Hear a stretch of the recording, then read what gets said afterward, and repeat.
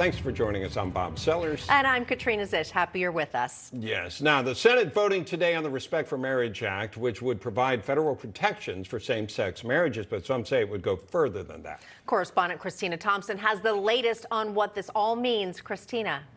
Well, there's a lot of new language and broader enforcement measures in the bill that pose a threat to countless Americans and businesses who have different views on marriage than are spelled out in the bill. Views that maybe look at a more traditional marriage and think that it should remain between a man and a woman.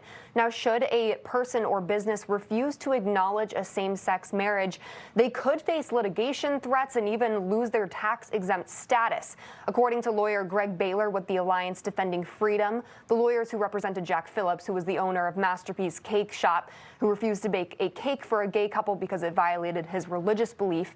This potential threats from this new bill would likely not impact past Supreme Court cases as much as it would future ones. It's going to create new and different problems that we've seen in the past.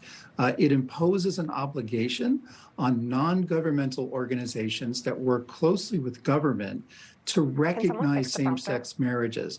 And we're quite concerned that that requirement and the enforcement tools that go with it will be used to target.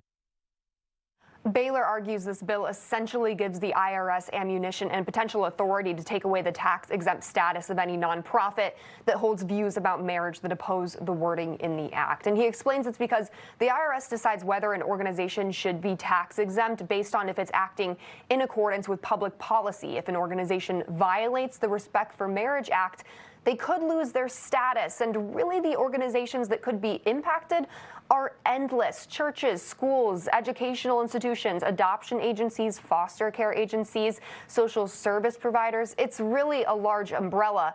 Bill sponsors say that there is adequate protection in the bill for religious exemptions.